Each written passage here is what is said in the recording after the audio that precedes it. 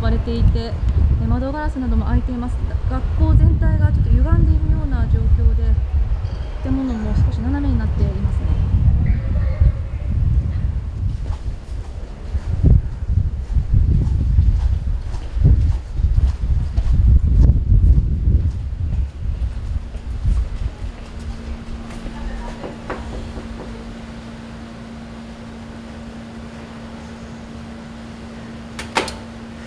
Hi. Hello. Hello, nice to meet you. Hi, nice to meet you Nice to meet too. you. This is Miss. I'm Martina Poles, the school head of this school. Martina sensei. Yeah. Nice to meet you. Ah, My name is Cookie. Saan tayo, sir? Doon tayo? Sa doon. Gusto niya ka lang. Oo, doon sa actual po. Sige po. Thank you. Thank you. My co-teacher before. She's my principal Yeah. before. Yeah, I heard And now that. she handles the largest The largest school in the Soxargen. region 12. Yeah, Soxargen. So Yeah. in terms of population, Yeah. your students, ma'am, how many? Last year, 11,027. Right Now, 10,000 plus kasi 10,498 kasi Junior high school and high school.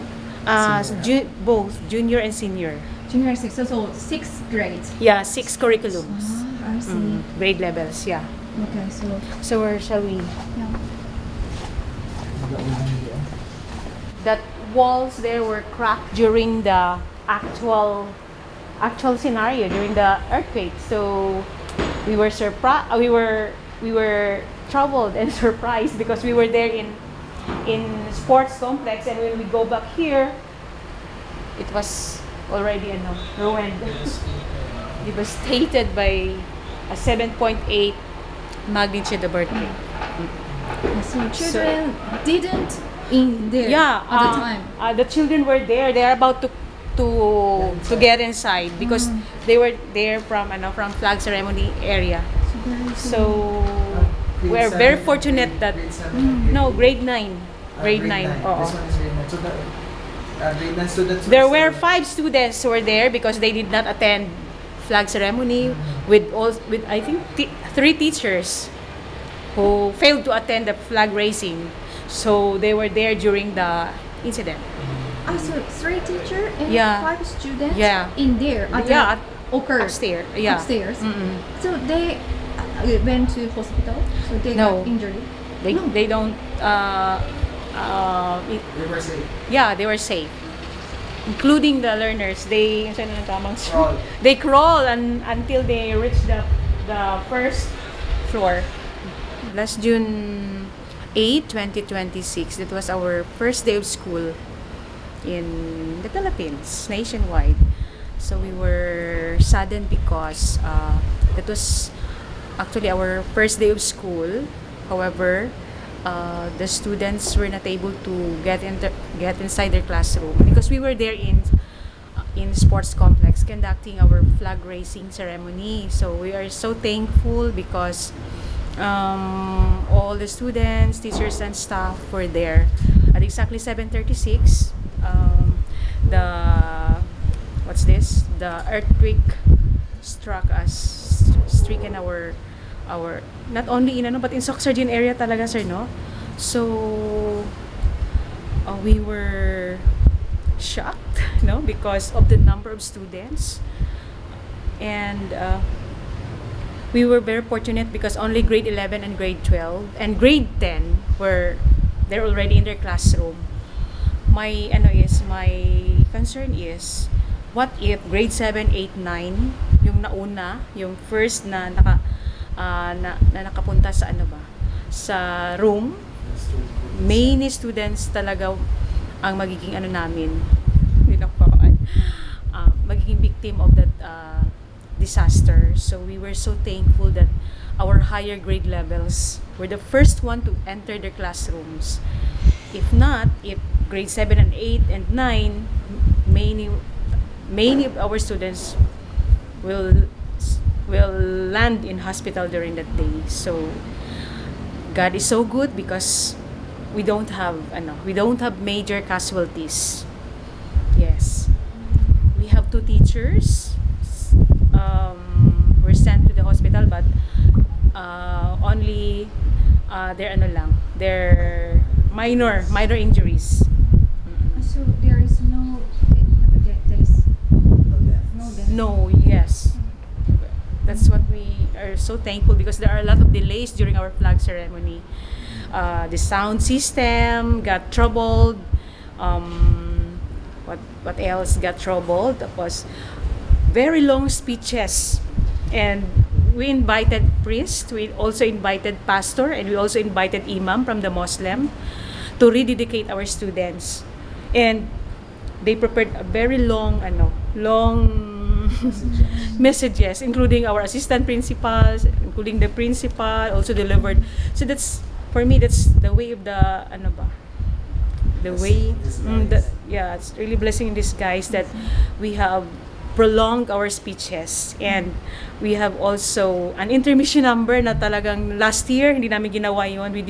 We don't have any intermission number last school year, but this year we introduced some numbers to welcome our learners. So that is why the reason why we don't have major injured students.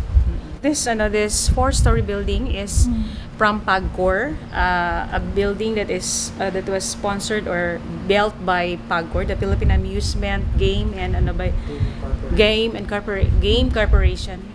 So this building really was the most damaged building, no, among the buildings that we have here, because as you can see there, major ang mga cracks. The cracks were really doors, the partitions, if you can there, the partitions were really damaged.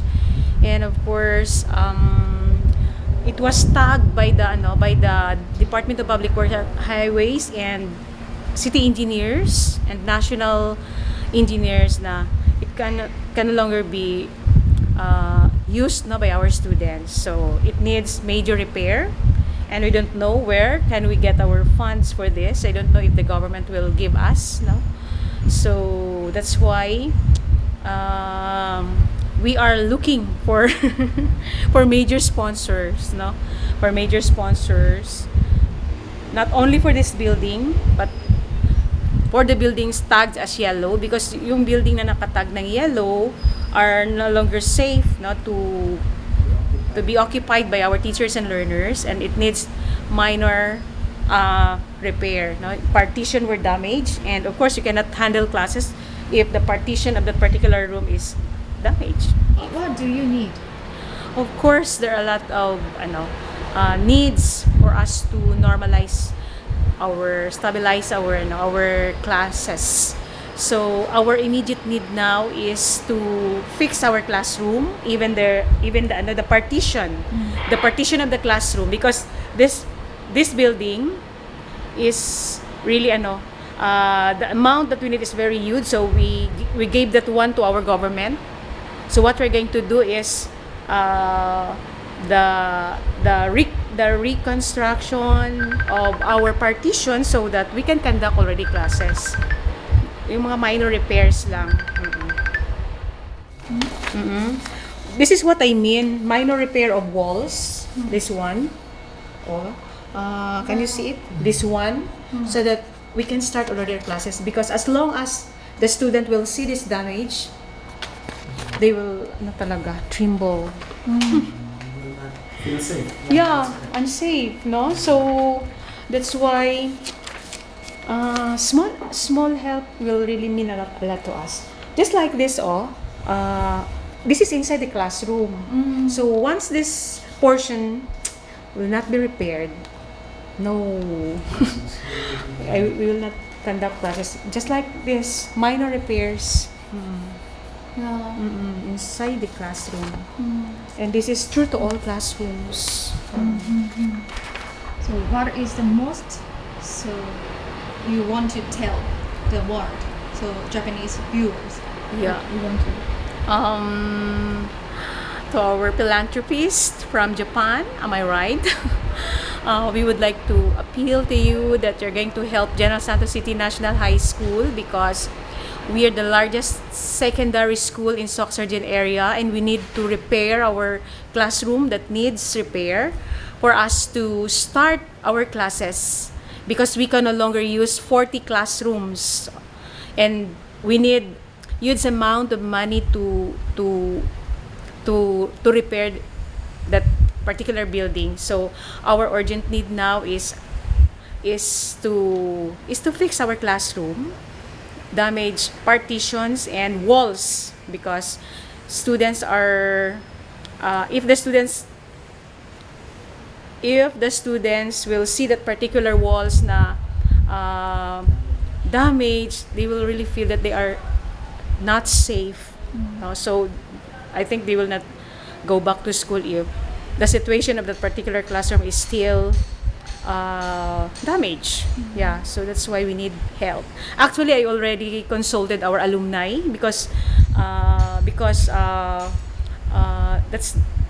that our alumni has really the big heart, because they came from this school, so maybe they can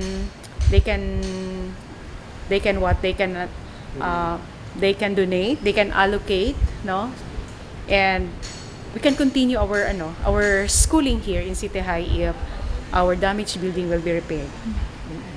So, Bongbong Marcos Jr. Prime Minister yesterday said money donated General Santos City, but it's not enough to recover. According to him, he will the government, the admin will give 100 million, but it will be given to our city for the repair of the city hall. So there was no pronouncement as to how much will be given to school. So that amount is for the repair of city hall. So just city hall. Yeah, city hall, diba? It was clearly stated in his message. But we are still hoping that the government will give us. But according to Secretary Engara, they will give temporary learning space for our learners. So Because that is the most easiest and the fastest that the government could do. okay. So when this school is restart, no. So there is no plan. So when students come to school or when this class is start. For now, I cannot declare where because we need to repair first our classrooms tagged as yellow, tagged by the Department of Public Works and Highways and City Engineers. So when that building is already fixed, then we can say that we can already announce to our learners that they can go back already to school. But unless na hindi siya ma-repair, we cannot, unless the situation, the earthquake, kasi tawagan na, sir, kanang after earthquake, the aftershocks will not be we will not return. We will not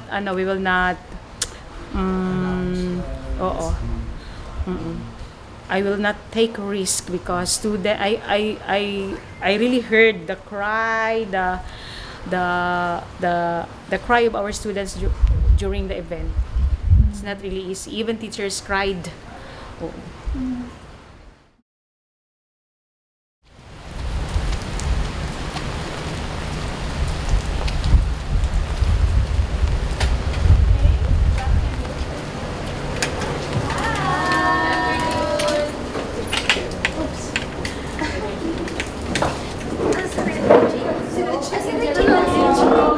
Nice to meet you. Good afternoon.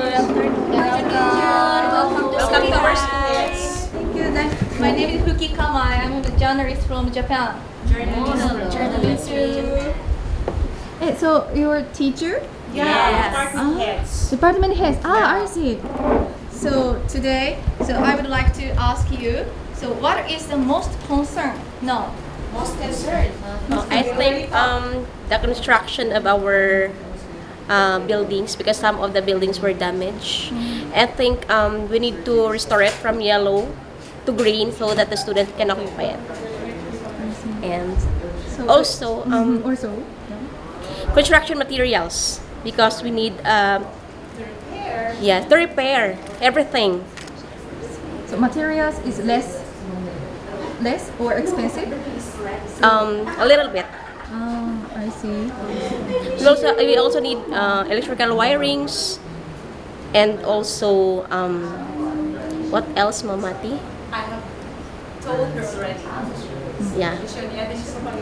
Yes. Resources also for our students, because some of them doesn't have phones. Yeah, so they need to contact their teachers so that they will be advised when to get the materials in school.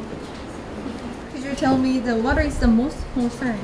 The most concern in our school is the partition walls of our PAGCOR building. We have two buildings that are in red tags. So that is the grade 7 building and the grade 9 building. So most of the partition wallings are already collapsed.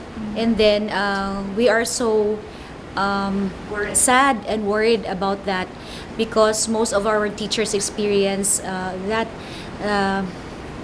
scenario, and most of them from the 4th floor experienced that it was already collapsed and when they go down from the stairs. Yes. Help us, Japan! Come and visit our school. Yeah, We again. need your help. Come. We need your help. Ready, 1, 2, 3, go. Come and visit our school. We need your help. Ug di ta kaagi diri dito na lang ta speakers tuyok ta. Tuyok na. Kay barang wa gyud kaagi dira na. 7:37 p.m. That's the exact time when the earthquake hit the city.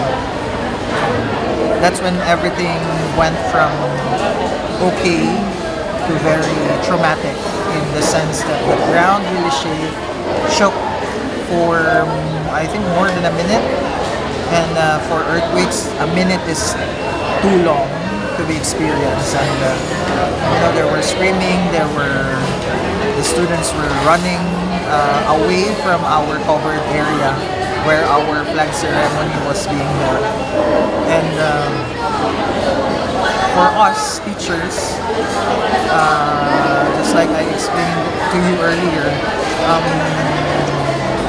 although we felt really frightened, but because we were supposed to be, we don't want to let our students feel that we are frightened also, because we were there supposedly to guide our students out of danger. So that's where we went in and took care of our students. So we made them keep calm during the event. And again, that's a very traumatic experience for us. The ground shook, the building was like, our 4-story building was like this. The trees inside the school were shaking, everything was shaking. The cars inside the school were shaking, everything.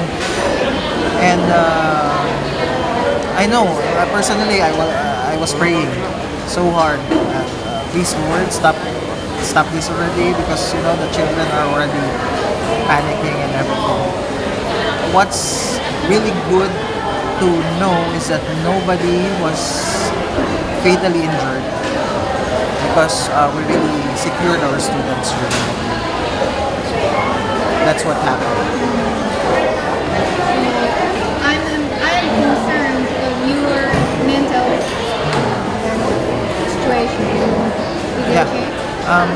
Right now, personally, I'm okay, because I really see to it that because I'm a teacher, I really see to it that I'm okay before I go to my students and deal with my students, so that I can also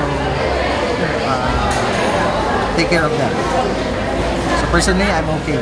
But there are some teachers during that time who really cried after the event, because that was, I think, the strongest earthquake that I personally ever felt during my lifetime.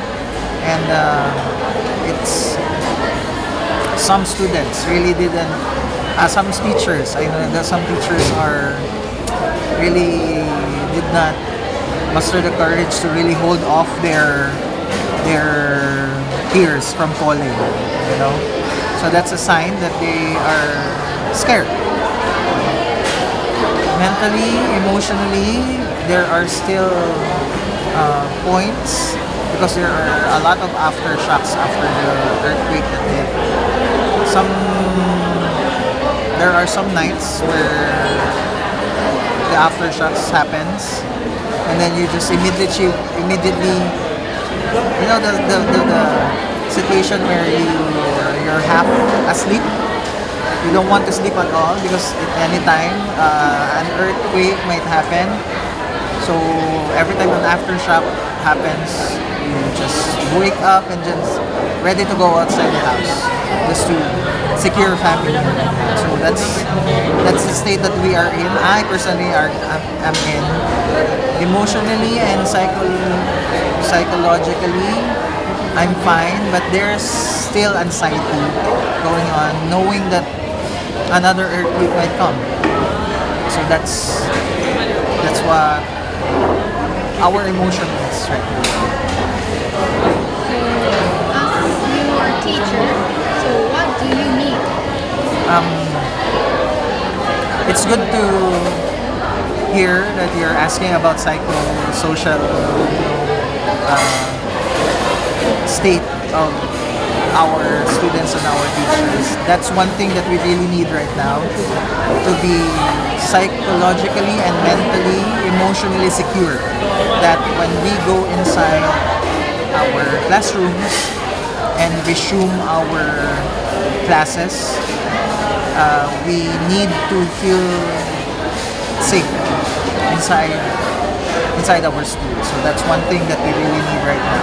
The safety and the well-being of our students, our teachers, must be secured first. That's one thing. Second is the repairs for our classrooms. Personally, in my experience in our school, we have 2 4-story classrooms that are red tagged, meaning when a classroom is red tagged, it cannot be occupied because of some structural these structures are heavily damaged and cannot be occupied by the students and the teachers. So repairs for the classrooms, I think that's it. So we need to think about how classes will resume, while also securing the safety and well-being of our students. What is the biggest dilemma? The biggest dilemma is, I think, I'll go back to the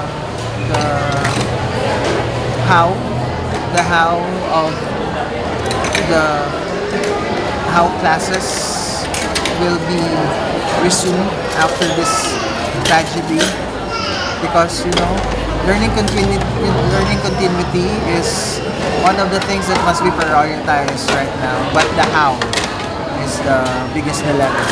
So some of our administrators, some of our school heads have already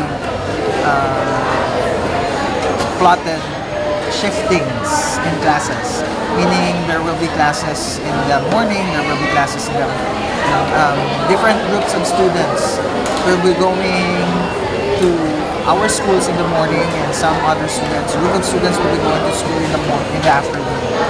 Another plan is to have alternating classes, so different grade levels. For example, in the whole week, 2 days will be given to a certain group of grade levels, and then for the remaining 3 days, another group of students will be occupying the school. So those are the things that are being eyed, being planned right now for continuity of our education here in this part of the country.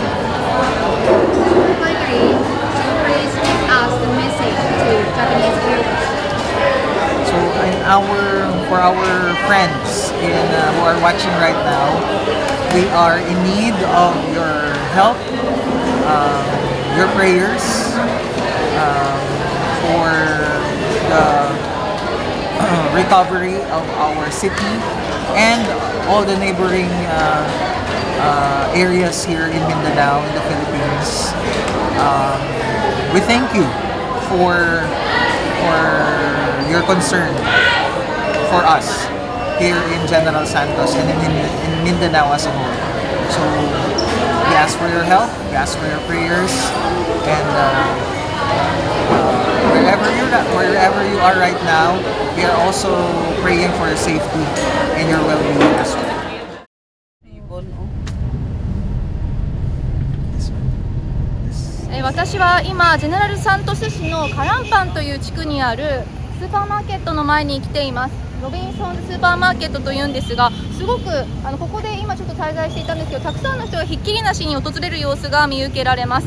地元の方によりますと、まさに今回の地震によっていくつかのスーパーマーケットとか、いわゆるこういう日用品を買えるようなモールだとかがですね、建物が損壊してしまったり、壁が落ちてしまったり、天井が落ちてしまったりする影響で営業をしていないと。だからこそここのスーパーに今すごくたくさん近くのエリアの方たちが集まっているという状況があるということなんです。なので地元の方としても、ここにこんなに人が来るなんてちょっとびっくりしました、そんな声も聞こえました。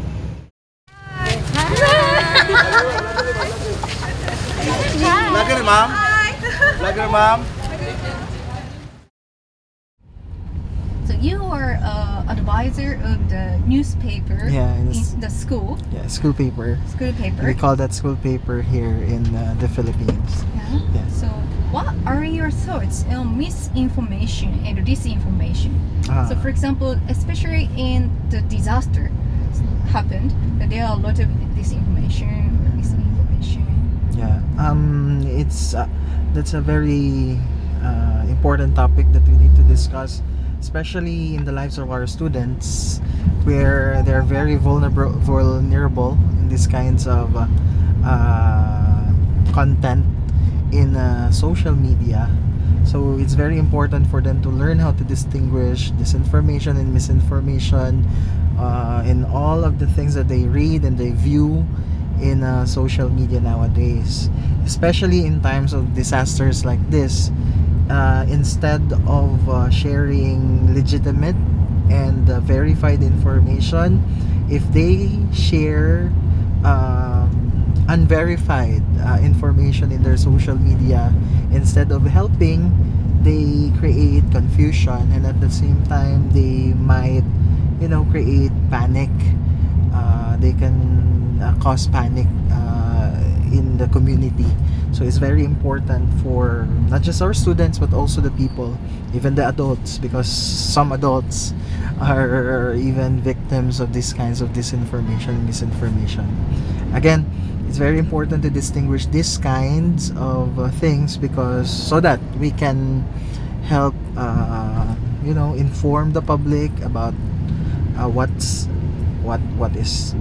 are true and what are not true, so to avoid confusion and to avoid causing panic to other people. How to overcome that disinformation? First, as I always teach my students in our school publication, always verify the source of the information. If it's from a legitimate source, then it's good to share. We can share, or we can use that information. But if the information is information that they read or that they view in social media is unverified, the source is not legitimate, then we must avoid sharing those kinds of information because once again, as I've said earlier, it might cause panic and confusion to other people. So again, verify first, as they say here. So think first before you click. So think first before you click. So that's one way of eradicating or solving this disinformation and misinformation. Why are you interested in the journalism? First of all, when I was still in high school, even in the elementary, I also experienced writing and doing campus journalism in school. So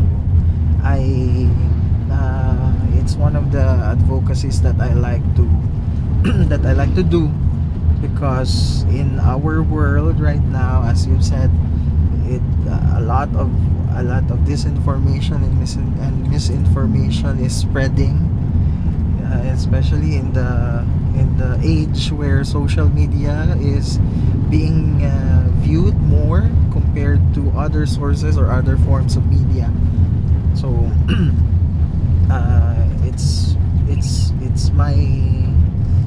it's one of my ways to really help other people to know the truth, stand for the truth, and also speak their mind about the issues surrounding us, our community.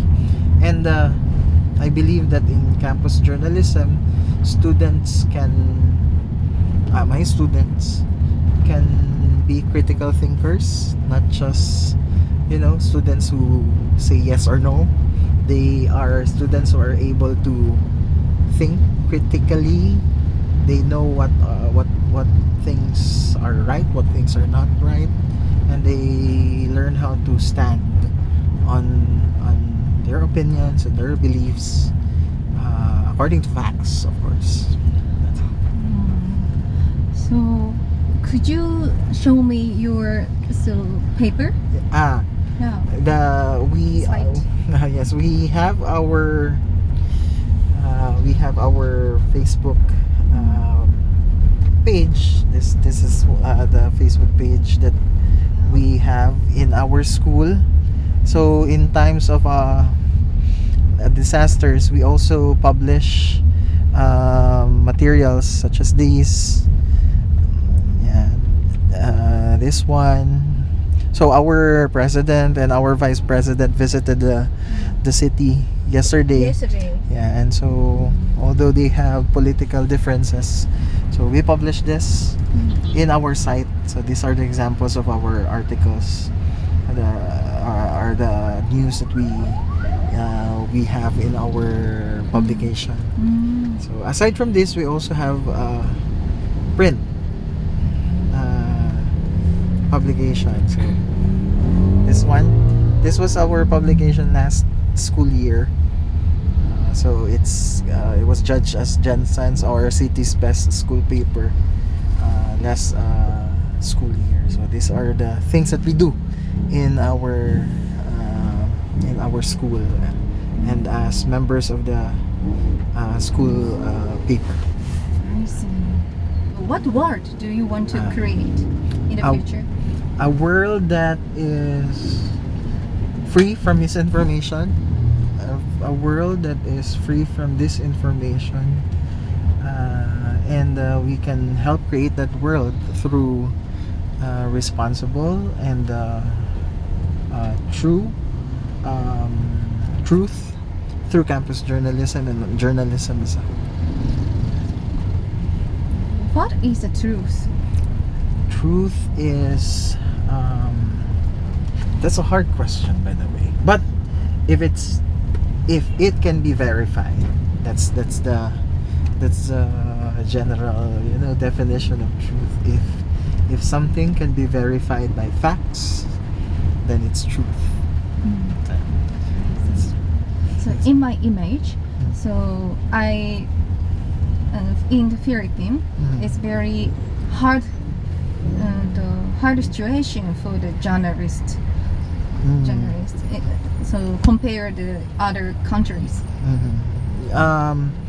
In the Philippines, the journalists here are yes, they